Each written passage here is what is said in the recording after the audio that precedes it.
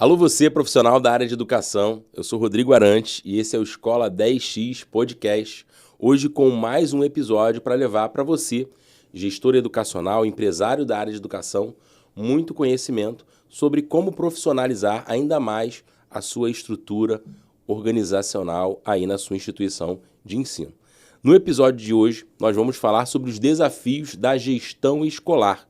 Vamos falar sobre desafios da liderança, muita coisa a respeito do ensino de alto rendimento. E para esse papo eu convidei André de Carvalho Braga, especialista em educação de alto rendimento.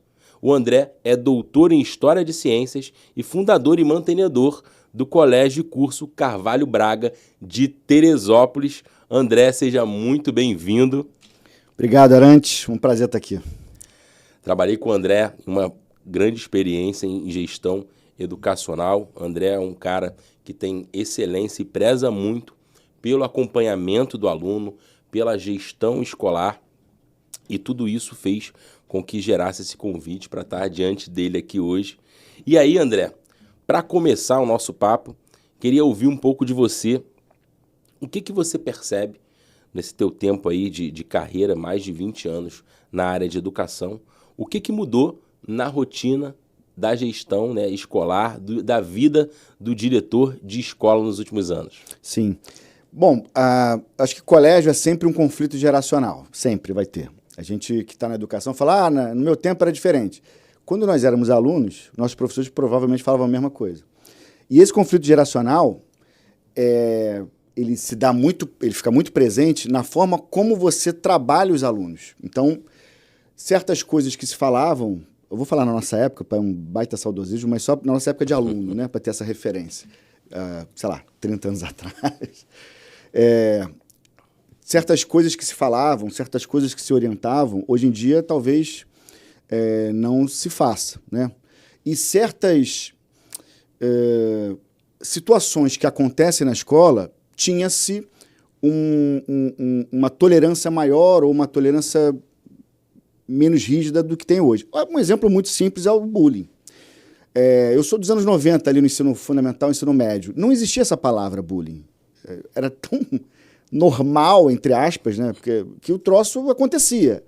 E que bom que, a partir das observações das coisas que iam acontecendo, foi-se criando programas para que isso fosse evitado. Então, acho que um dos grandes pontos é como tratar o bullying em sala de aula, na escola como um todo. Isso muda a forma como a direção, a coordenação, os educadores, de maneira geral, têm que lidar na relação cotidiana com os seus alunos, com os pais dos alunos. Vou dar um exemplo concreto. São quase... Né, é muito tempo de chão de sala de aula, na direção. Então, você vê casos... Também trabalhei 14 anos na rede pública, então você vê coisas de outra realidade. Eu lembro de um episódio de uma família que estava reclamando de assédio sexual de um aluno de turmas do ensino fundamental, né? Aquela coisa de passar a mão no glúteo do outro lado. E o que nos anos 90 era uma brincadeira ruim, péssima, obviamente, hoje é uma brincadeira ruim, péssima, e já se fala em assédio sexual. As famílias já trazem isso como uma questão de assédio. O que, há 30 anos atrás, isso não passava pela cabeça. Era uma brincadeira chata? Sim, mas assédio. E veja, a gente tem duas formas de encarar esse... Eu estou dando isso como exemplo, mas tem outras coisas. É um exemplo talvez mais extremado. Você pode pensar nisso, como a coisa está difícil, ou você... Bom, a realidade é essa, e como é que eu vou agir como gestor, como coordenador, enfim, a partir dessa nova realidade cultural. Então, as famílias, elas estão mais sensíveis. Nós mesmos criamos nossos filhos com mais zelo do que os nossos pais cuidavam da gente. Verdade. Então, a gente pegava ônibus com 10, 11 anos, nossos filhos com 10, 11 anos, talvez alguns, no caso, nunca pegaram ônibus ainda. Estou dando um exemplo, mas de tantos outros que podem ser. Então, esse choque geracional que sempre vai existir, como a gente está nesse momento agora, eu acho que é o ponto mais central de como a gente, educador, lida com essa geração de pais e alunos e a diferença que eles têm em relação ao mundo, à visão de mundo.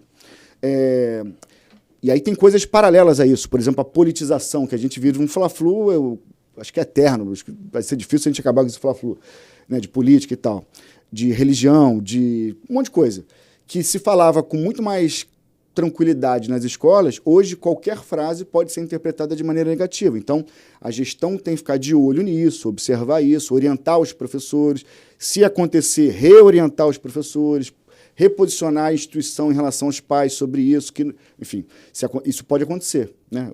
Como a gente trabalha com pessoas, as pessoas podem fugir um pouquinho das diretrizes. E ao fugir das diretrizes, como é que a escola se posiciona em relação a isso? Acho que esse é o grande ponto.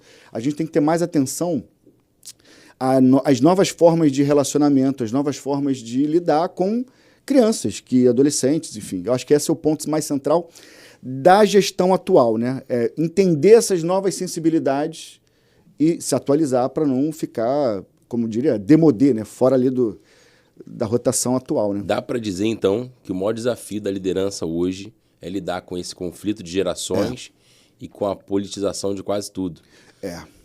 Assim, esse conflito de gerações, se você fala um pouco mais áspero com o aluno, isso pode gerar um ruído de comunicação em casa. Então, se acontecer, como é que a escola reage a isso? Quem atende a família que está reclamando que o filho tomou uma bronca um pouco mais áspera, ou sei lá, enfim. Eu acho que o grande lance é criar os protocolos para que a escola se posicione. Uma coisa é o exagero, a falta de respeito. Você falou uma coisa que eu acho importante. Eu não sei se a sociedade, as famílias, os alunos, a gente está ficando mais sensível ou se a gente está percebendo em tudo e as famílias percebem isso. Eu vejo muito isso. Talvez você, gestor escolar que está nos acompanhando, pode comentar aqui no vídeo aqui embaixo e dizer se você percebe isso.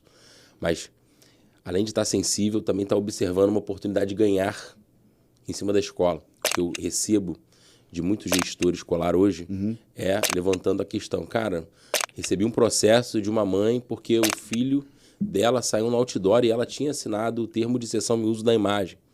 Pô, isso é a sensibilidade, estou agredindo a imagem dele se ela assinou o documento. Sim. Porque ela está me cobrando a colaborador que de repente recebeu uma cobrança inerente à própria atividade dele, de execução diária ali. Sim. E aí ele começa a cobrar um assédio moral do gestor escolar. Por quê? E aí eu fico, é pela sensibilidade que a gente está se tornando uma geração mais sensível? Sim. Ou a gente está vendo oportunidade de ganhar em tudo e a escola virou um alvo perfeito? Sim. Porque está em contato direto, lida com colaborador, o colaborador tem seus anseios, e a escola também, mas lida com pais, lida com crianças. Como é que você vê isso? Eu acho que é um misto dos dois. E, obviamente, que vou chamar de malandragem, assim, né? Que é a tentativa de ganhar dinheiro ou por qualquer brecha, ou porque quer tentar achar uma brecha ali, né? Que, mesmo que não haja. Estou pegando o exemplo do outdoor que você citou. Tinha uma liberação de imagem e, mesmo assim, a família foi processar. Eu acho que tem uma sensibilidade maior. E, para além da sensibilidade, você tem aí uma questão mais social, mais sociológica, talvez, que é o maior acesso à justiça no Brasil.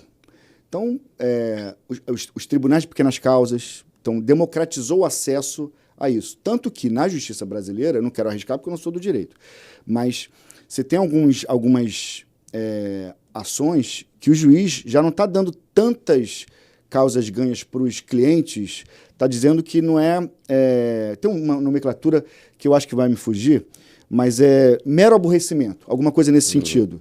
Porque está percebendo a enxurrada de ações que talvez não tenham tanto sentido jurídico, ou tantas brechas jurídicas.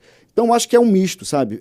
Uma sensibilidade maior, de fato, tem uma percepção de acesso à judicialização, o que nos últimos 20, 30 anos também causa essa percepção.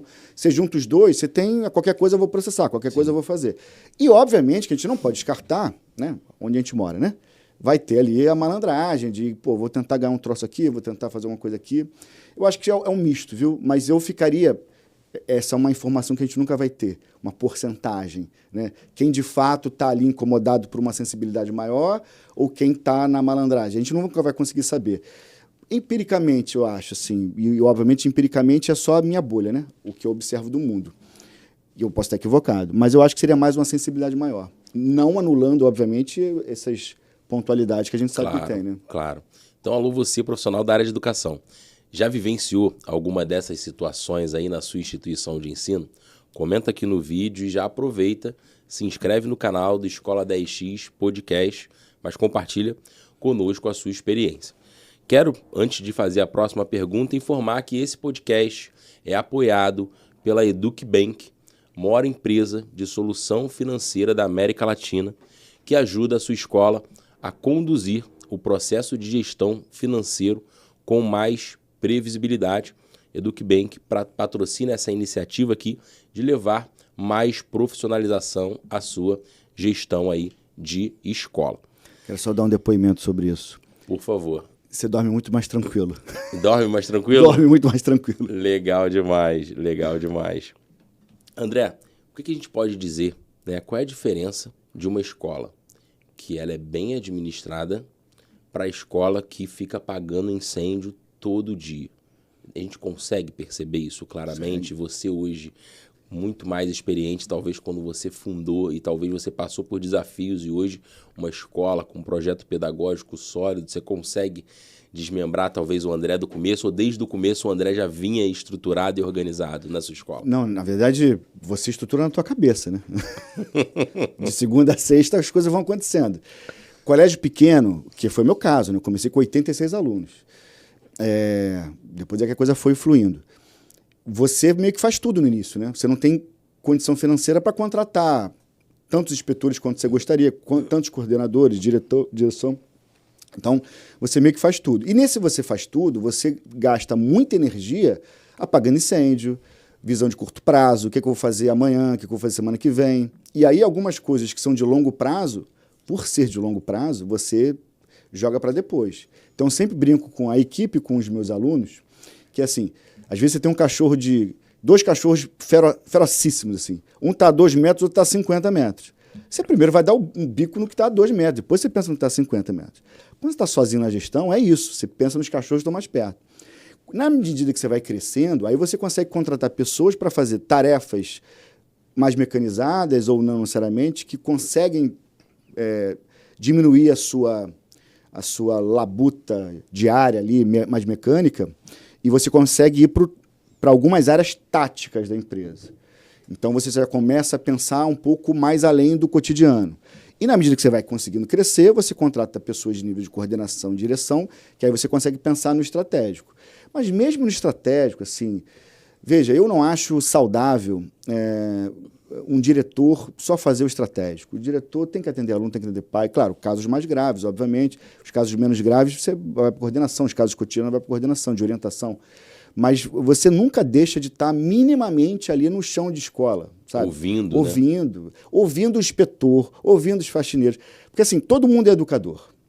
Todo mundo que trabalha na escola é educador. Então, se você pergunta para o inspetor, para o porteiro, para o faxineiro, ele vai conseguir te falar muito mais coisa do que quem está em sala de aula ou quem está na coordenação, porque escuta, passa, ouviu, o aluno falou isso, o aluno falou aquilo, aconteceu não sei o que no banheiro, aconteceu não sei o que não sei aonde.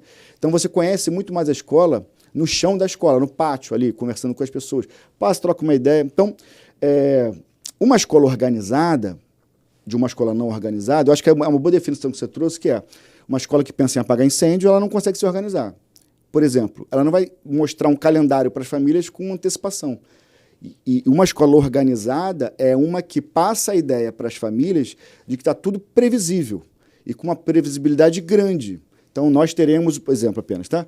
Uma Olimpíada de conhecimento em setembro, né? A semana do dia X ao dia Y. Então, todo mundo sabe que aquela semana vai ter aquilo. A festa junina vai ser dia tal. As provas do terceiro tri vão ser dia X, dia Y. Então, essa previsibilidade passa a organização. Só que você precisa ter tempo para fazer isso. E no início você não tem. Ponto. Você precisa fazer é dormir menos. Não tem para onde correr.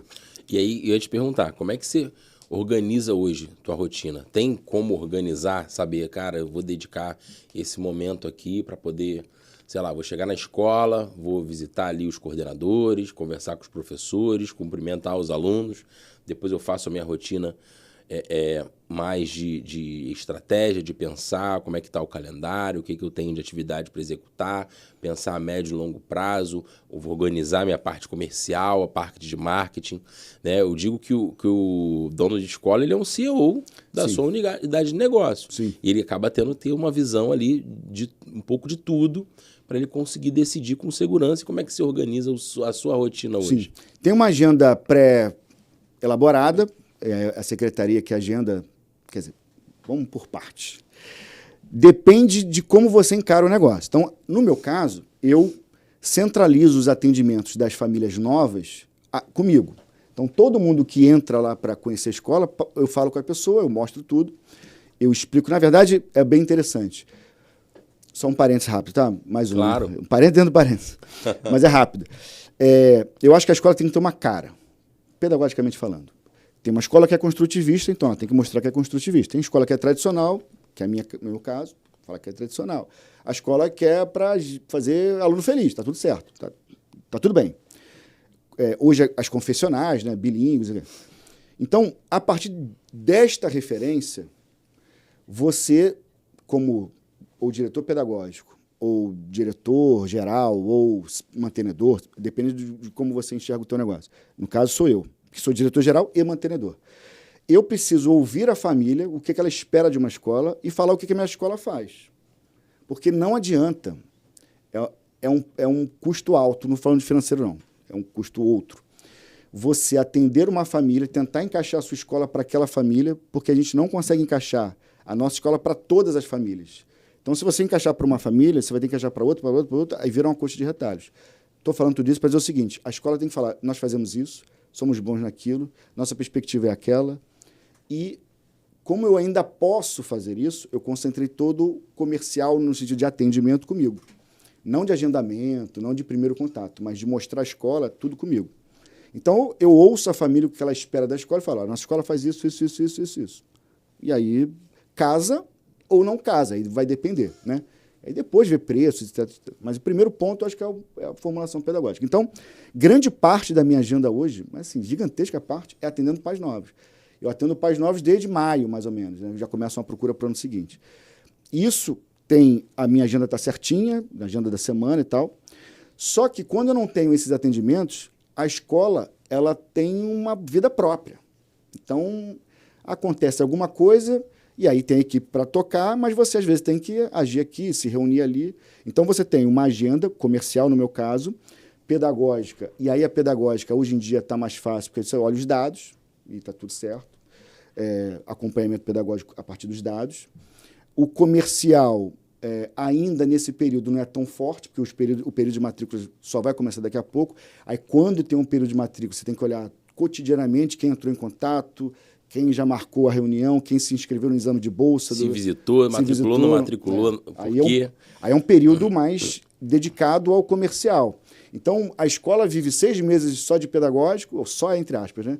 E depois 6 meses dividindo pedagógico, comercial muito forte, assim. Então, é possível, deve-se ter agenda, mas numa parte da sua agenda, você tem que deixar destinada para os incêndios pontuais que acontecem se você estiver na unidade. Porque vai acontecer. A escola é viva, não tem jeito. A escola é viva, é feita de gente. Você está lá tentando ter a tua rotina estratégica e o cara caiu, se quebrou na quadra. Você vai ter que estar lá. Pode acontecer. Pode acontecer. E aí, se você não reservar um período livre, entre aspas, que você possa interromper teu trabalho para socorrer alguma coisa, você entra numa frustração. E aí você frustra um dia, frustra no outro, quando você vê, você está com burnout, alguma coisa assim. Então, aí diminui a tua qualidade de trabalho. Você precisa, como gestor escolar, deixar um tempo reservado que você possa ser interrompido. É muito importante que isso aconteça.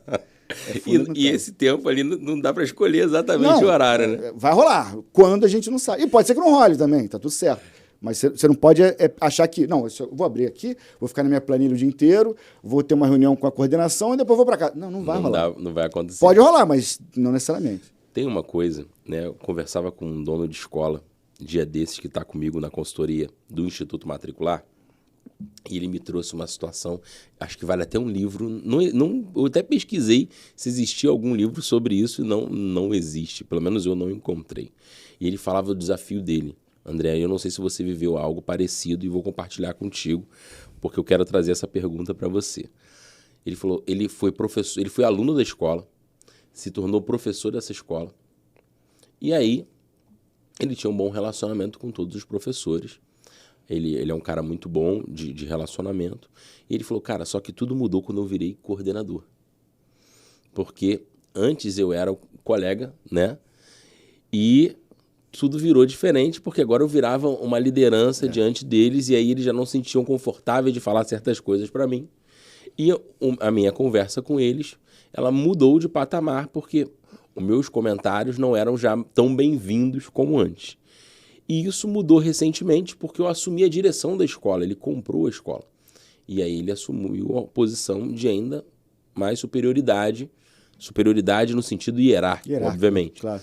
E aí ele falou, cara, é um desafio, porque a minha atividade de dar aula, obviamente, ela tinha uma pressão natural de formação do aluno, e a gente tinha ali questões internas que a gente tratava. Quando eu assumi uma posição de liderança, eu já fui perdendo o contato que eu tinha com alguns professores, porque você começa a querer executar ali a rotina com base naquilo que você entende que vai funcionar melhor. A escola era uma escola antiga, eu quis trazer uma nova visão para a coordenação, eu quis trazer essa visão de resultado, a gente vai falar sobre isso daqui a pouco. E quando eu assumo a direção, a sensação que eu tenho é que o distanciamento ele aumentou, né? A gente consegue gerenciar a escola de forma mais eficiente, mas eu não sei se isso é o dia a dia da liderança, se faz parte desse processo, ou se não, se dá para a gente fazer de uma forma melhor.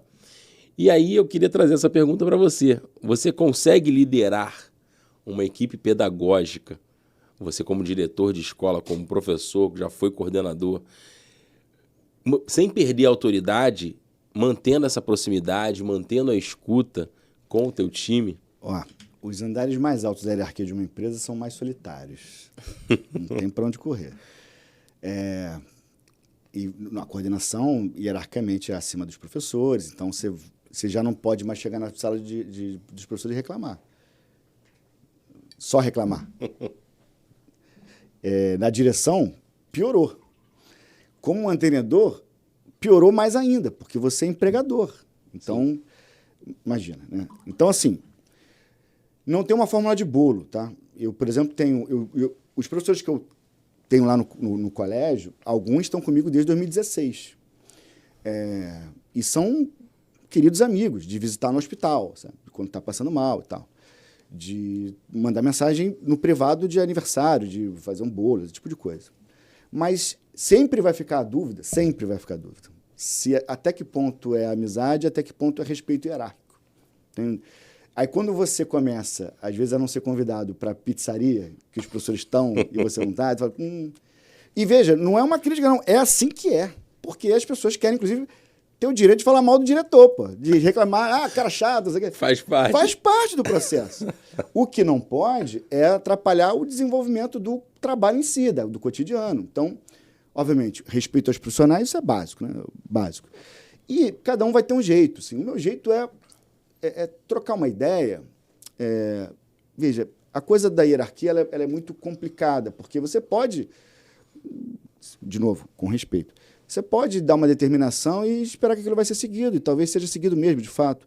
Mas você ganha a equipe para você, entende? Eu conheço um caso de 2 sócios que quem contratou a equipe foi um sócio X. Aí essa sociedade se rompeu. O outro sócio quis manter lá o cursinho e ele conversou com todos os professores. E o outro não. Todos os professores que ele não tinha contratado ficaram com ele e o sócio original que contratou essa galera perdeu todos os professores. Por quê? Porque ele sentou, almoçou, trocou uma ideia, falou, eu preciso de você, eu gostaria que você continuasse comigo, mas entendo que você foi contratado pelo outro professor, mas não dá para trabalhar nos dois e tal. E, sei lá, 90% da equipe ficou com essa pessoa. Porque é isso, é olho no olho. São pessoas que pagam conta, têm pais, têm filhos, podem ter depressão, podem ter, sei lá. Então, eu acho que é importante. É um perfil meu, né? Obviamente. Eu não abro mão de falar de futebol com os professores que trabalham comigo, que gostam de futebol, de brincar sobre o samba que eles escutam, sobre a música que eles escutam. Eu não abro mão disso. Só que há um distanciamento e tem que ter esse distanciamento.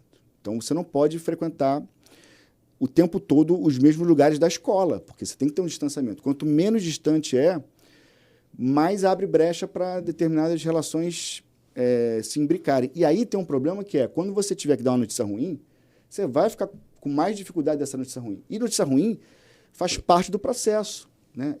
Já aconteceu comigo ter que dar notícia ruim, ter que dispensar professor. E quanto mais próximo, mais você sofre. Então, inclusive, é um antídoto para que você também consiga fazer a gestão. E assim, se você quer galgar degraus altos assim da tua vida hierárquica numa empresa, a escola é uma empresa, você precisa ter um certo distanciamento. Os próprios professores e a equipe vai ter um distanciamento de você que é natural, mas você também precisa para se resguardar e para poder conseguir tocar o barco. Assim, é muito natural. Agora, perfis, tá? Eu acho que a relação não precisa ser vertical, ela não pode ser horizontal, mas ela pode ser um diagonal ali, sabe? Que você...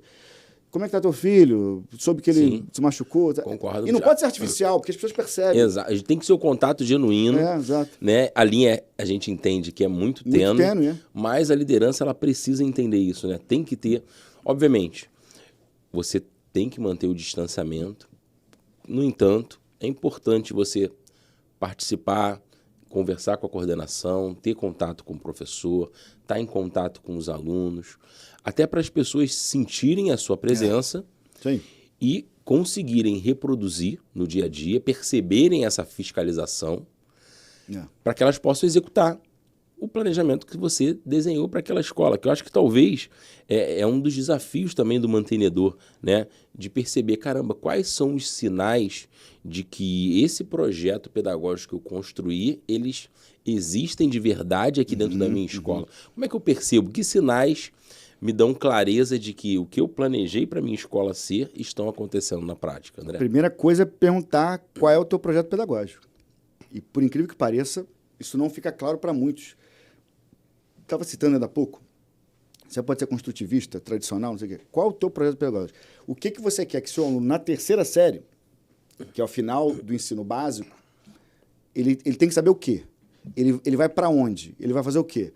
Eu quero que meus alunos vão para a universidade pública. Então, você vai ter que ter, num dado momento, preparatório, um ensino médio preparatório. Não, eu não estou preocupado com isso. Eu quero que o aluno crie senso crítico, não sei o quê. Então, você vai criar uma programação pedagógica para isso. Não, eu quero que o meu aluno faça sei lá o quê. Então, faça o sei lá o quê. Primeira coisa que parece básico, mas não é, onde eu quero que o meu aluno esteja no final do ensino básico, ou seja, no final da terceira série. Ou se a escola for até o no nono ano, e assim vai. E no infantil, ou no Fundo 1, onde eu quero que o meu aluno esteja no final do quinto aninho. Onde eu quero que ele esteja é academicamente, pedagogicamente e no seu desenvolvimento psicossocial motor, digamos assim, né? Ao fazer essa pergunta, aí você começa a traçar os planos. Bom, para que meu aluno, apenas um exemplo, que é o meu exemplo, para que meu aluno que quer ser médico passe para o UFRJ em medicina, eu preciso que ele entenda isso aqui, na primeira série ele já tem isso aqui dominado, na segunda aquilo outro dominado, na terceira série aquilo outro dominado. Pronto, eu criei um plano pedagógico. Quando que eu vejo que isso não está certo? Quando eu olho os dados e falo, tem um desencaixe aí. Era para a gente estar aqui e a gente está aqui. Então, o nosso projeto pedagógico não está dando certo. E aí, nas outras escolas de outros vieses pedagógicos, é a mesma coisa. Tem que ter uma referência, tem que ter um dado objetivo. O meu aluno precisa estar aqui. Onde é esse aqui? Depende. Tem que estar aqui, tem que saber isso, tem que construir isso, aquilo. Bom, nós estamos ali? Alguns alunos sim, outros não. Esses outros que não estão, por que não estão? E nós, educadores, estou generalizando, embora eu não acho que faça isso, mas nós, educadores, a gente tem um problema gigantesco com dados. A gente não usa os dados como deveria usar, a gente, às vezes, nem tem dados. Então, a gente, por exemplo, antes da IA, a gente fazia dados na mão, assim, né? Na época do curso ainda, na mão. Então, o aluno, a gente pegava lá, por exemplo, para passar em medicina, o aluno tem que botar 85% da prova do Enem. Esse aluno está batendo 70%. Tá. Esse gap aí, o que está faltando? Ele está errando, é apenas um exemplo, tá? Razão e proporção em matemática, está errando cinemática em física. Então, vamos, nas revisões, trabalhar mais esses conteúdos e aí a gente, em tese, resolve o problema. Mas, para isso, eu preciso saber o que ele errou no simulado que ele fez. Então, como é que eu sei? Porque o simulado vem com o mapeamento de todas as questões, eu vejo que cada um errou e falo, fulano vai estudar aquilo, fulano vai estudar aquilo. Isso é dado. Isso é simples. Hoje é bem mais fácil. Mas isso é dado. Eu estou falando de vestibular, mas serve para qualquer segmento. O que um aluninho de 10 aninhos, quinto ano do ensino fundamental, precisa ter no seu desenvolvimento psicomotor social para que ele esteja apto para um sexto ano? Aí tem os dados que alguém especialista em fundamental, nos anos iniciais, vai conseguir falar. Se relacionar, armar continha com não sei o quê, a fala precisa estar com isso, a letra precisa estar com aquilo. São esses parâmetros. Então, você traça uma referência, que é o norte, você organiza com a coordenação e com os professores como chegar nesse norte a partir de indicadores, não tem jeito. E aquela velha frase, assim, o que não é mensurável não é administrável, né? O que você não consegue medir, você não consegue administrar. E a partir desses dados é que você fala, estamos certo, estamos errado. E aí você toca o teu pedagógico. Né? E aí, lá na tua escola, Colégio Curso Carvalho Braga, inclusive eu vejo sempre se destacando pelos projetos ali de ciências, de formação, Olimpíadas. Dia desses eu estava olhando lá a página com vários resultados lá no Instagram. É sempre algo bem impactante. E aí eu fico pensando, né? Aqui a gente estava conversando em off sobre os desafios que eu vejo em algumas escolas que têm um projeto pedagógico bacana, mas que não conseguem, em algum momento, produzir os resultados que se espera. E aí eu fico preocupado no seguinte sentido. Cara, como é que você construiu uma base que você julga forte, mas você não consegue transformar isso em resultado no ensino médio, em concursos civis ou militares? Sim. Né? Você está formando esse aluno. Se você é uma escola conteudista que tem foco em preparação e você quer que o seu aluno seja aprovado no Enem, isso você está vendendo desde o início e você precisa ter clareza disso daí. Sim, perfeito. Não adianta você chegar no ensino médio e falar que o aluno é ruim, que essa safra não está legal, que hoje o aluno não quer nada. Porque se você recebe um aluno na última série do ensino médio e aquele aluno não produz resultado, ali está a justificativa clara. Você não teve tempo suficiente de preparação. Agora, quando você pega alunos, e eu vejo muito isso acontecendo em algumas escolas aqui no Rio e no Brasil de uma maneira geral, que você pega o aluno no 6º ano, ou às vezes até no Fundamental 1, você preparou ele durante toda a jornada acadêmica dele, e no ensino médio você não consegue produzir resultado, e aí, muitas das vezes, surgem reclamações do colégio público, que empurra o aluno com uma série de aprovações automáticas, e quando eu vejo uma escola que não consegue produzir o resultado, eu vejo, aqui está uma escola pública que cobrou mensalidade, né? E aí, a dúvida é, como nasce um projeto forte, projeto pedagógico voltado para resultado dentro de uma instituição de ensino? Como isso nasce? Aonde começa essa preparação? Começa desde o início. Então, por exemplo, lá no nosso colégio a gente começa do 6º ano, né? Quando eu estou conversando com a família e com o aluno, é obrigatório conversar com a família e o aluno para se matricular lá, né? A gente chama de entrevista, mas não tem nada de entrevista. Né? Um bate-papo, assim. E eu falo mais do que eles, na verdade, mas eu escuto muito o que eles querem da escola. Eu falo, nosso colégio é um colégio preparatório, ponto. No 6º ano prepara alguém para alguma coisa? Não. Nem no 8º. No 9º, se o camarada ou a menina quiser militar, aí tem prova da EPICAR, prova do Colégio Naval, aí tem uma turma militar específica de 9º ano. Se não for o caso, eu também não vou preparar para nada no 9º ano. A partir da 1ª série, aí tem uma preparação.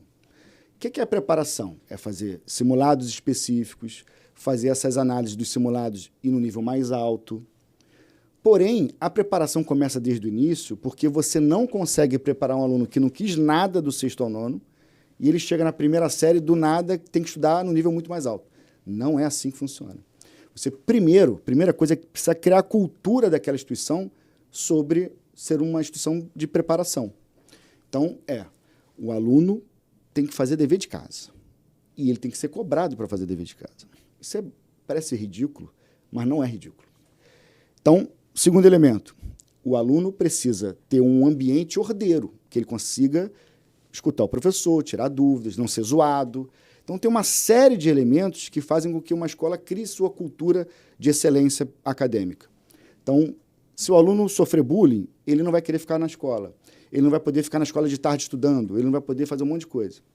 Se o aluno, a sala de aula é uma bagunça, o professor não tem pulso, ele não vai conseguir entender a matéria. Então, tem vários elementos. Então, se não criar a cultura de estudos, já desde o início, no nosso caso é o 6º ano,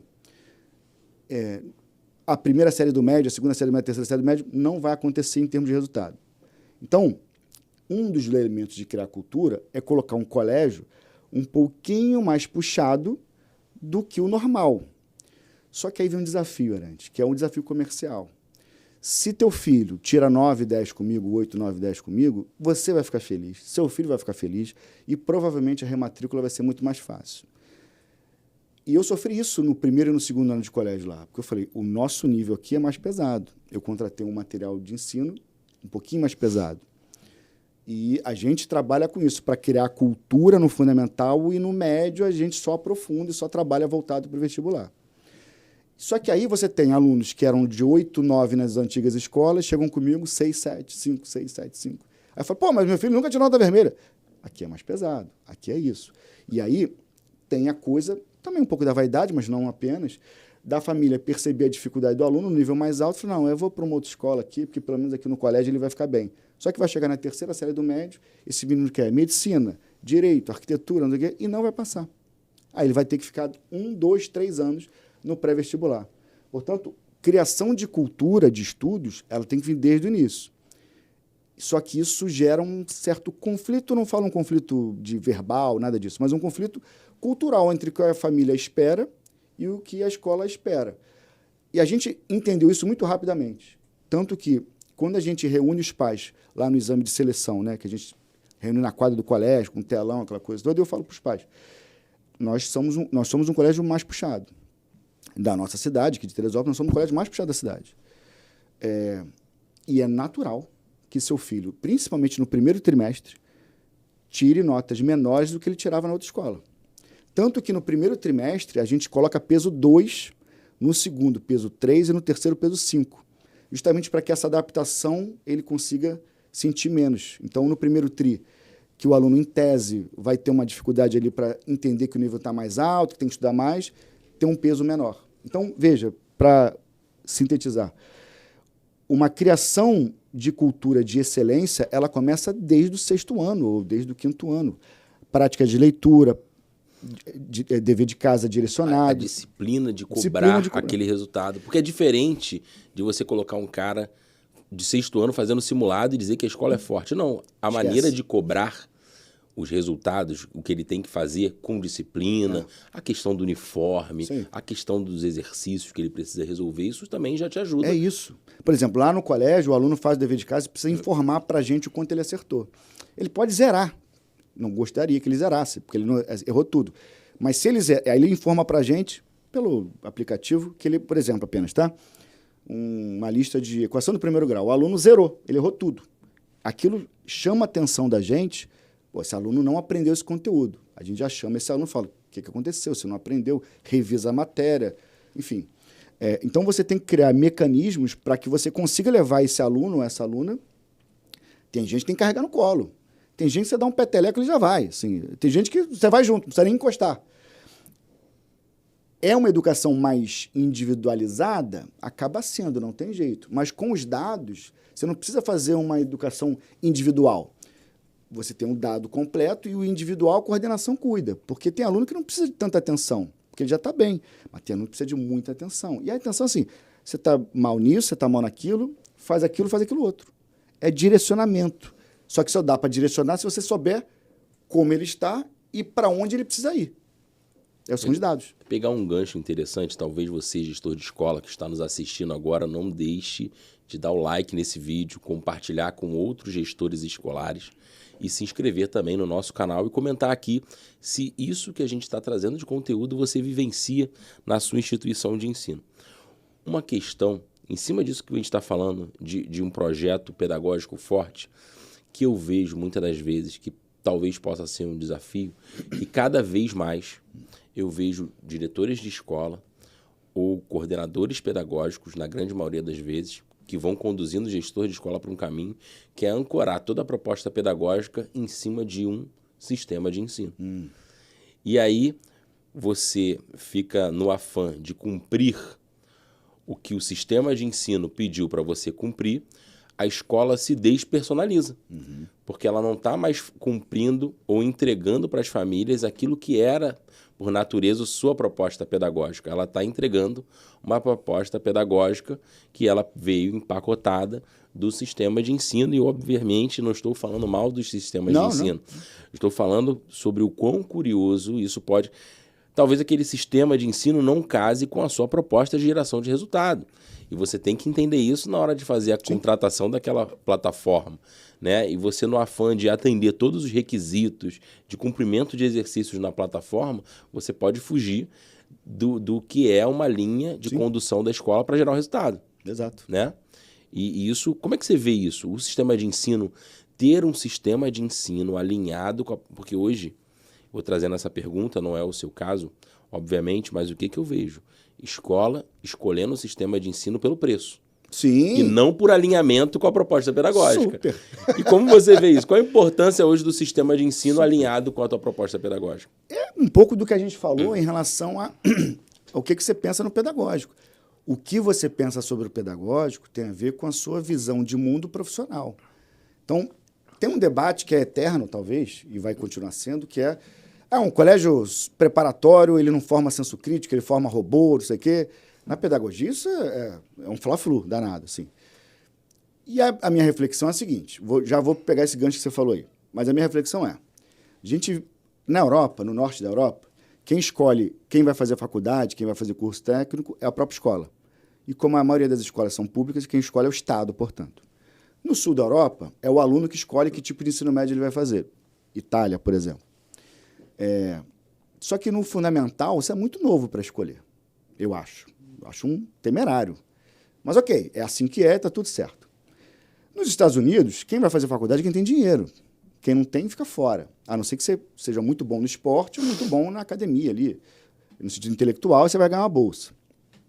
No Brasil, tem muito mais gente do que vaga. Então, você tem que disputar vestibular. Então, veja, eu só consegui alguma coisa na vida pelos livros. Então, tudo que eu tenho na vida, que ainda não é nada, mas estou tentando construir, eu devo aos livros. E, portanto, a vestibular, a ter passado em vestibular, a ter feito a minha vida acadêmica, etc. e tal. Então, quando a gente fala, o conteudismo é ruim, tá, mas e para aquela pessoa de família mais humilde, ou família de classe média, que seja, que vê nos livros a única possibilidade de salvação e é na universidade pública essa melhor forma de salvação? A gente não vai ser conteudista? A gente não vai trabalhar de maneira que ela possa ser aprovada no vestibular? Então, essa é uma discussão, para mim, deletéria, causa muito problema em relação à condução das escolas, né? O que a escola vai fazer? Porque tem um certo pré-conceito de um setor da pedagogia sobre as escolas conteudistas. E aí, nesse sentido, fica um buraco. Porque, tá, beleza, não vamos ser conteudistas, vamos fazer o quê com esse aluno? O que esse aluno, essa aluna, precisa saber chegar na terceira série do médio? Não é vestibular? Então é o quê?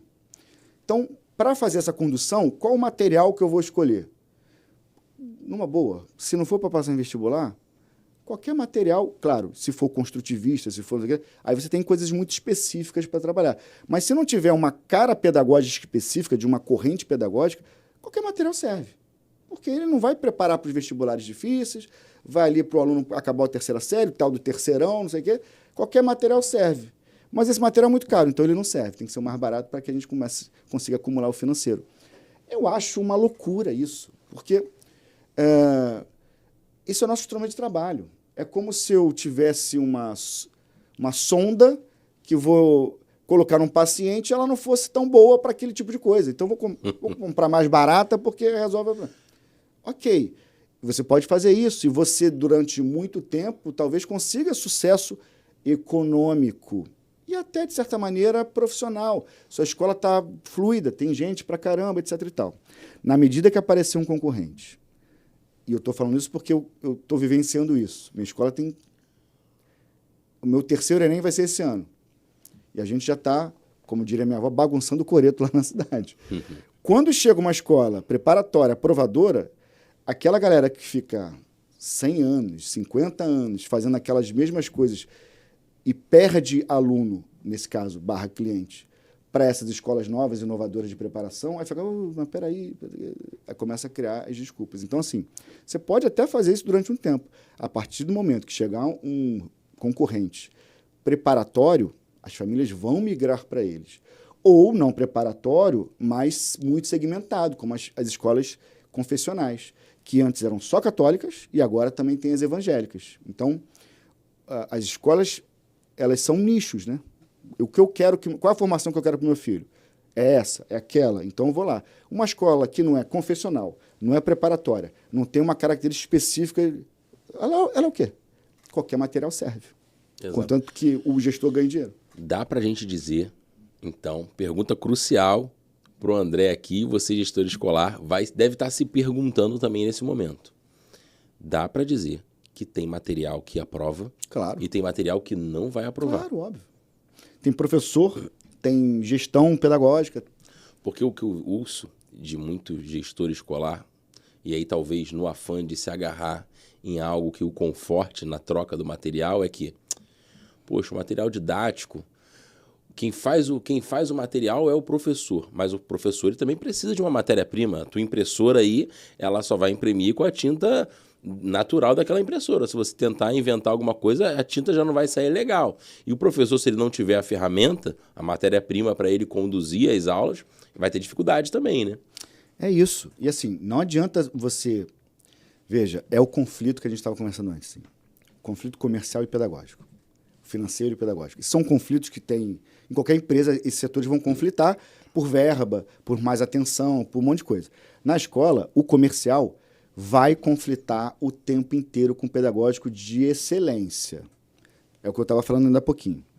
Se você coloca um colégio mais puxado, esse aluno pode não ter os mesmos 8, 9, 10 de matemática lá que a família estava acostumada.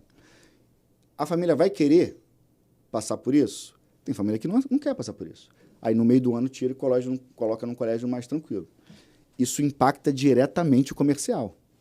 Até você construir essa imagem, você, no iniciozinho ali, vai perder alguns alunos.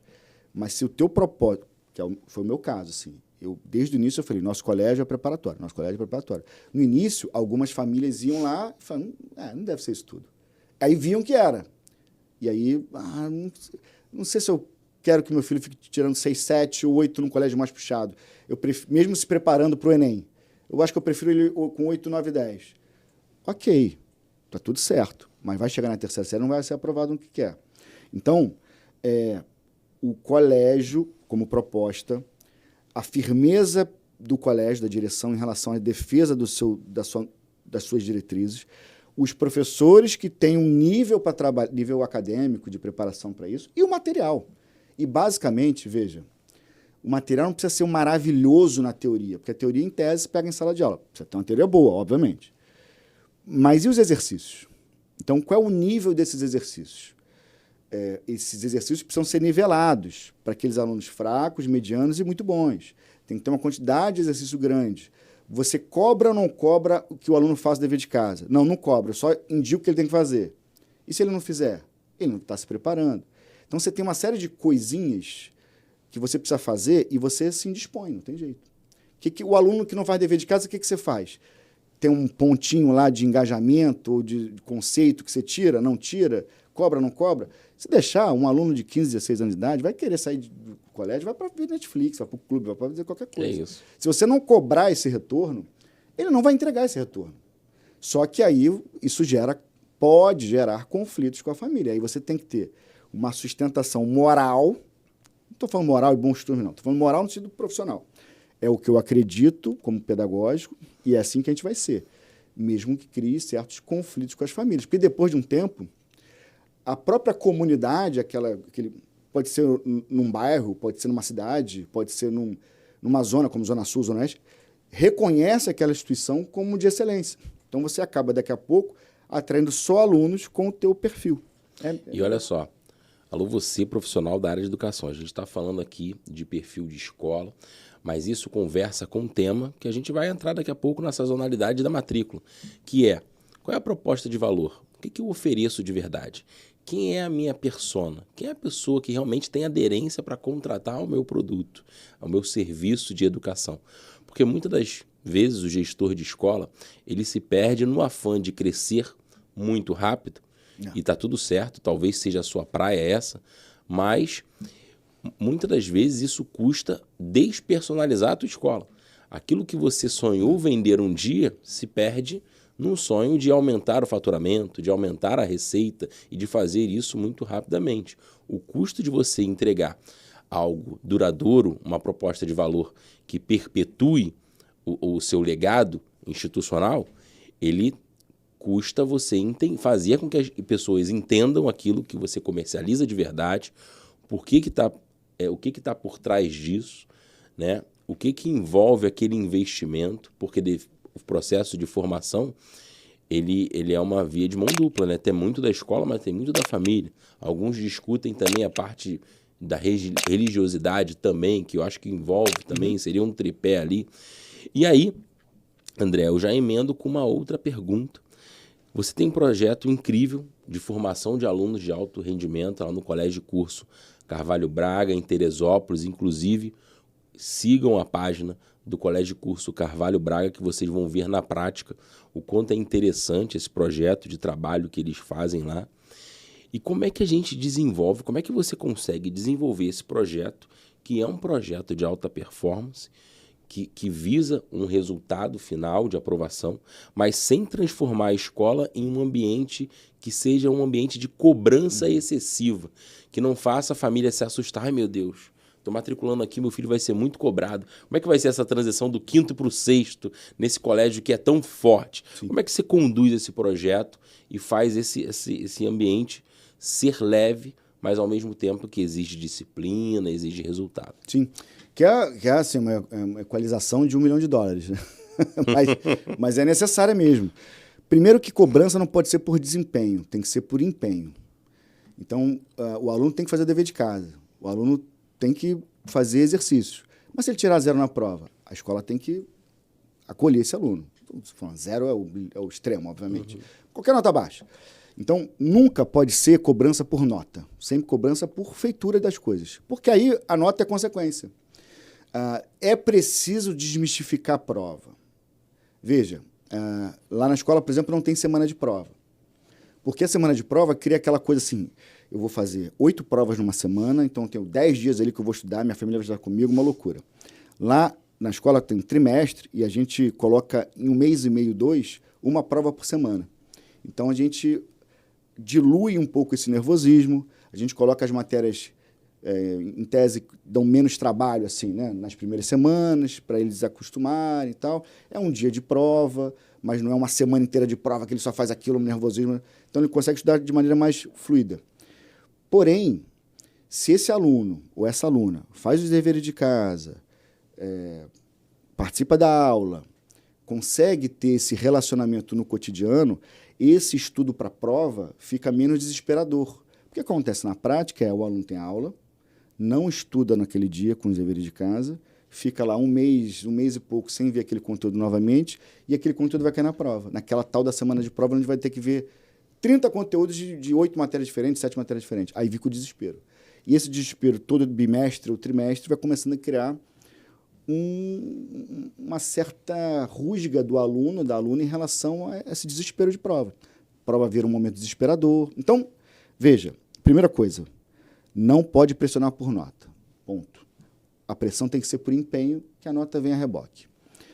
Então, o controle sobre o que esse aluno faz tem que existir. Não adianta só passar o dever de casa se você não cobrar, se você não vê o caderno. Se você não... Dá trabalho? Dá muito trabalho, mas tem que ser feito. Então, esse é o primeiro ponto. Pensando no 6º aninho que você falou, o que é muito importante, o 6º aninho foi o 5º do ano passado. Está amadurecendo o moleque ainda, né? Nossa Senhora! Esse menino ou essa menina era o mais velho da sua escola, se a escola era até o 5º ano, ou do seu turno, geralmente turno da tarde. Era o bambambam, era o veterano dos veteranos. Agora ele é o mais novo e o mais baixo, provavelmente. Isso é impactante demais. Ele começa a ter aula com professores homens de matemática, de português, não sei o que e tal. Então, você tem que criar uma relação com os outros colegas de outras séries, pelo menos o que a gente faz lá, de ajuda, de mostrar a escola.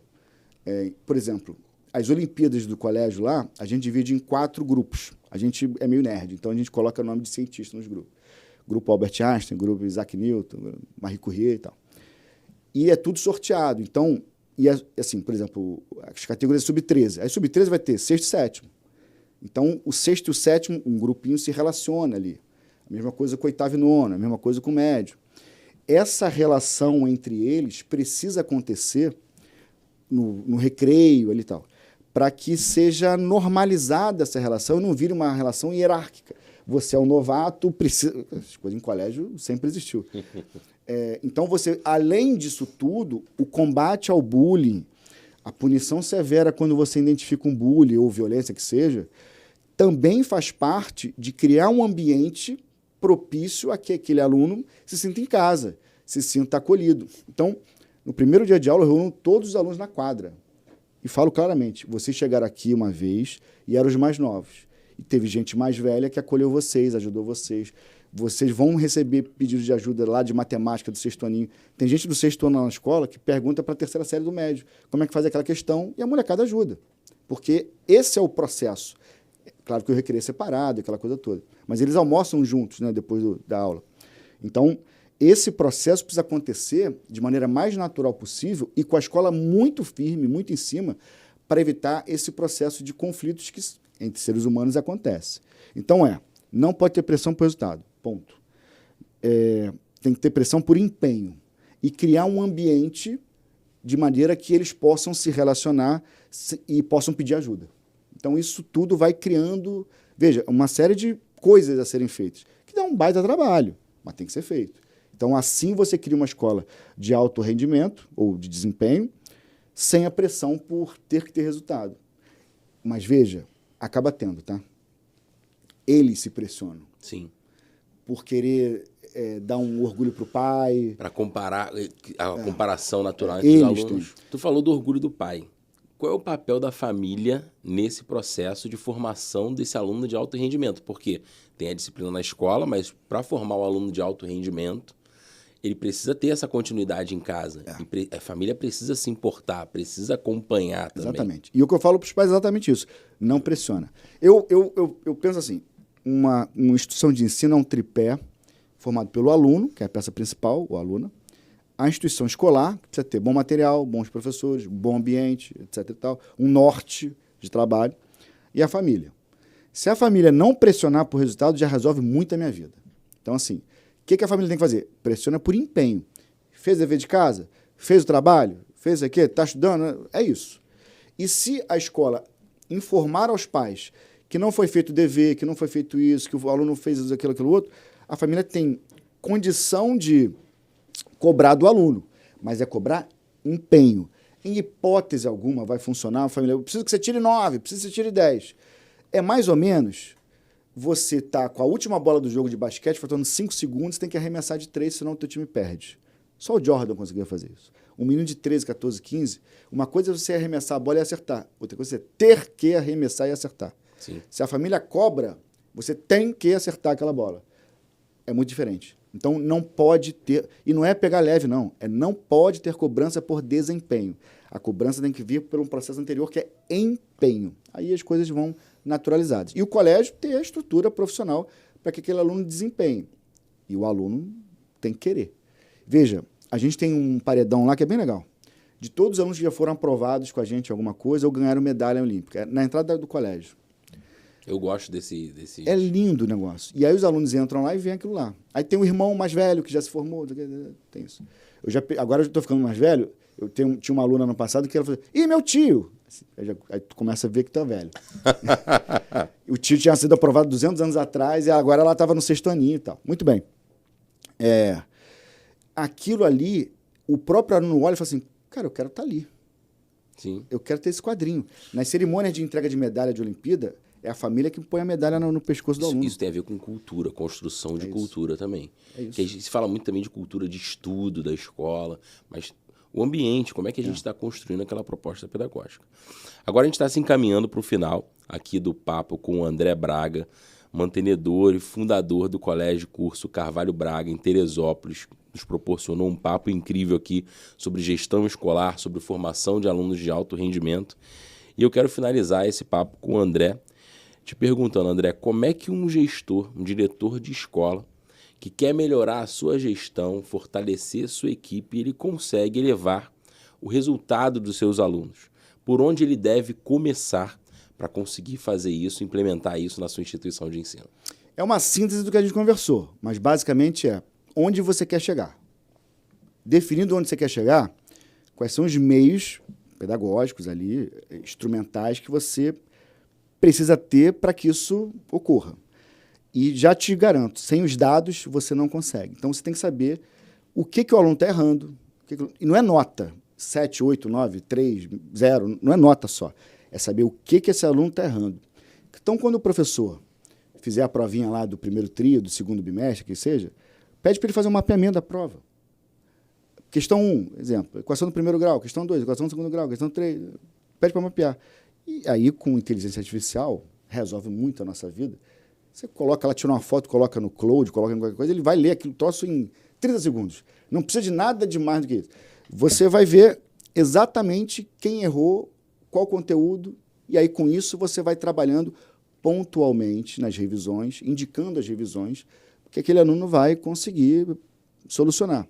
Então, veja, o que você quer? O que você quer para o seu aluno na terceira série do médio? Ou no 9º ano, se for o caso do seu aluno. Ou no 5º aninho. Pensa no ferramental e dados. A partir desse tripé, né, que, na verdade, o norte é o principal, é onde você quer chegar. Esse ferramental e os dados, você consegue gerenciar se você está chegando onde você quer chegar, se falta muito, se falta pouco. Sem os dados, você não consegue fazer nada. No financeiro é assim, no comercial é assim, por que no pedagógico não é assim? O pedagógico não pode ser só empírico.